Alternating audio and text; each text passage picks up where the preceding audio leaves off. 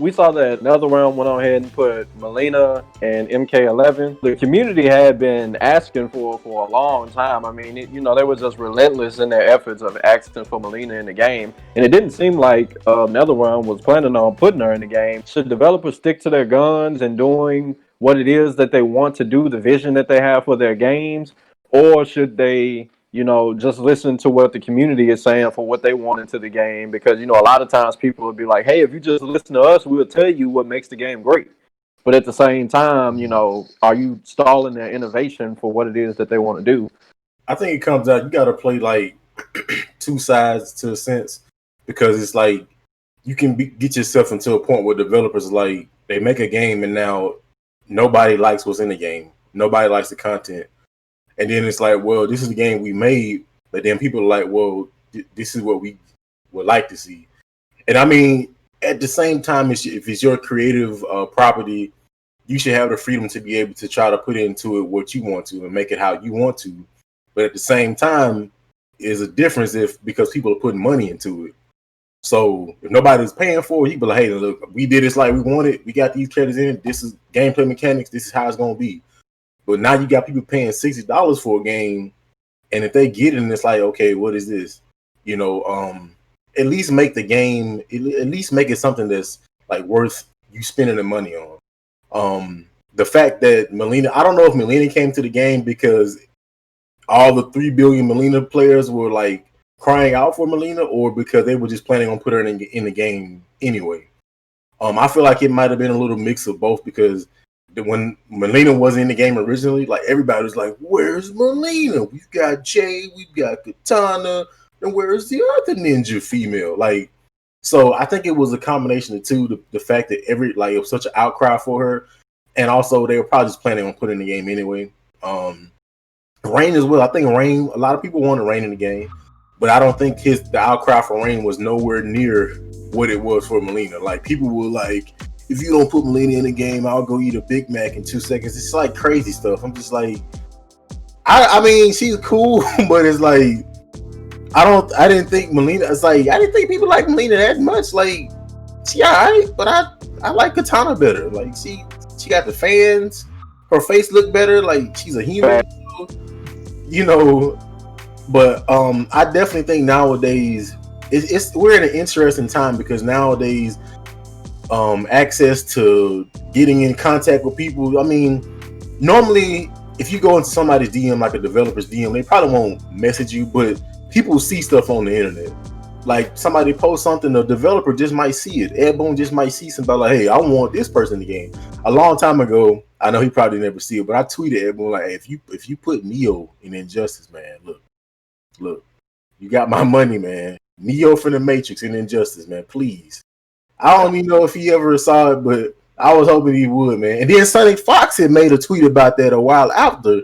Was like, yo, Neo. I'm like, hey, if you don't listen to me, man, this dude right here got some. He got some power behind his voice. So I'm like, hey, man, Neo might get it into an NRS game. But I just think it's interesting that we're in an age where people's opinions and their voice can be heard to the extent that sometimes developers will make changes, and sometimes it's for the better.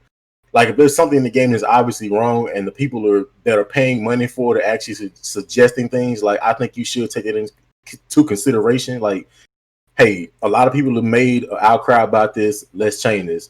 Now, if it's just something like, people just kind of complaining about stuff, which we won't get into the whole thing about balance patches, about people like, oh my gosh, this character, and people just making, I think there's been some time with games they make like patches like ever so often because people just keep complaining, oh, this, that, and third.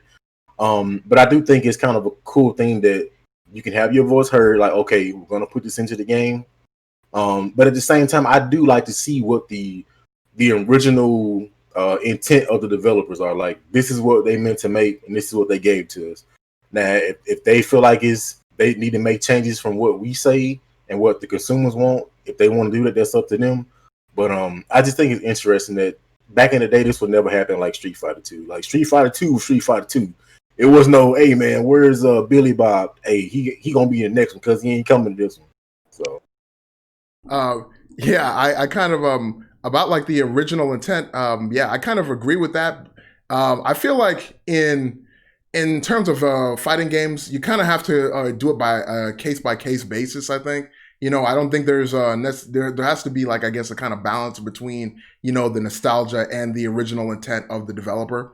Um, I mean, for the most part, I'm going to be 100% honest with you. I'm not really too partial to like legacy characters coming back in future DLC. I'm not really a huge fan of that because like it, like characters like E Honda are part of seasons like 2 or 3 or whatever of like Street Fighter 5, and I'm like, really? But he's part of the original cast pretty much. Like, can you imagine if in the next Street Fighter there is no Ryu, there is no Ken, and then like 2 or 3 season passes later, we're bringing out Ryu and Ken for it's like what? Really? Blasphemy. I mean, yeah, exactly. Blasphemy, complete blasphemy. It's like, why would you do something like that? And I mean, and the thing about it is like, God forbid if that was the only reason they did that, that was like the original intent for them to be like, oh yeah, man, like we actually intended to do this the whole time. We were just going to have Ryu and Ken not be in the game and then just put them in the game later and make you pay for it, even though they've been mainstays since like the very, very, very beginning.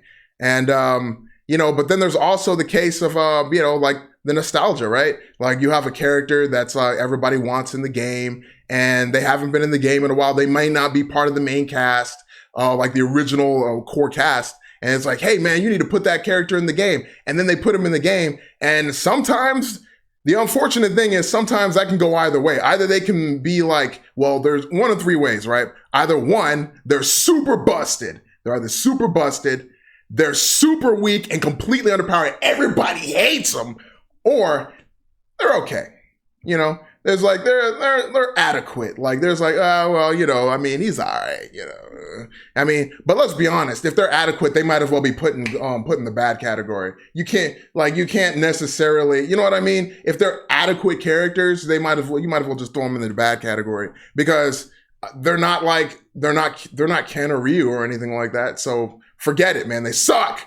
But yeah, man. I think for the most part, I think it's like it's got to be a case by case basis, man. Especially when you're putting characters into the game like that, because as a consumer myself, I'm not an expert in any regard, but I'll put you as a consumer myself, I'll be 100%.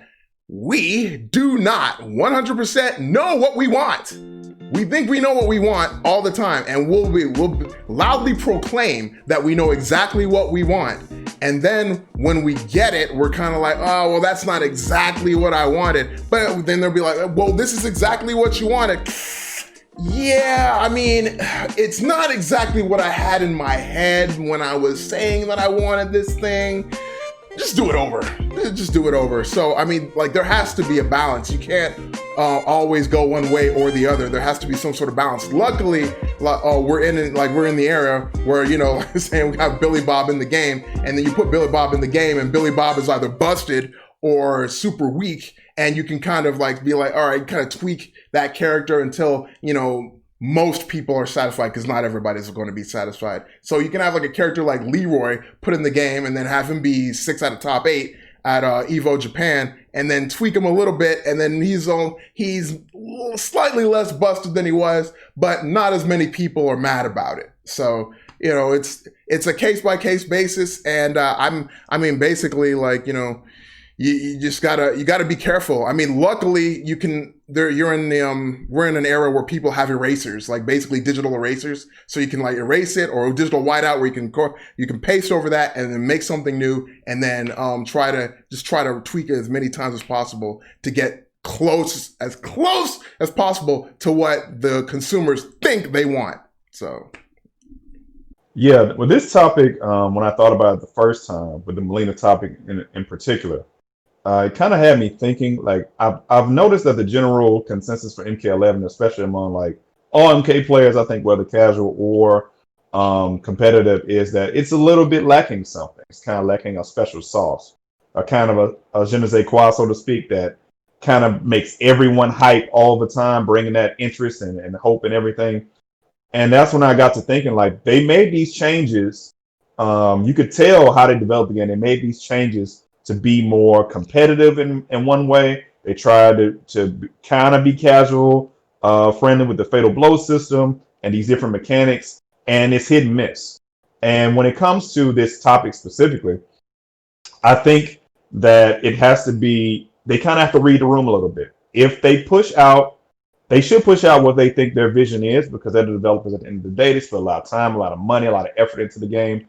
They need to push out what they think is a great product. But also, if they see that the consumers of that product do not like this product, or there's a consensus of, this is kind of iffy or this is kind of us, they should take in that feedback and not necessarily go to the drawing board, but tweak it, like he said, in some cases, to make it better. Now, when it comes to legacy characters over innovation, I'll be partial. I think I do have certain characters in high regard in every game I play. Everybody who knows me knows I like big boys and grapplers. That's my thing. If they can grab somebody, they can throw somebody. If they can move a person around and do whatever, if they look like Hulk Hogan, Lex Luger, Sting, I don't care. That's what I like. So there are certain characters, like for instance Kotal Khan, who I really gravitated to in MKX. I love that character from the design. First time I saw him, I'm like, that's the guy I'm playing. Didn't even have to buy the game. That was the first trailer. He was doing part of fatality. He wasn't doing a combo. Like, that's the guy I'm playing. So that power of a character connection is very, very strong. And that's for a newer character. So imagine a character that's been around for 10, 20, 30 years. Dang, almost 30 years. Goodness gracious. And then a whole bunch of players have played this character over a multitude of games. That connection is even stronger. So I can kind of see from the perspective of the player that the importance of keeping that legacy abound is very, very strong.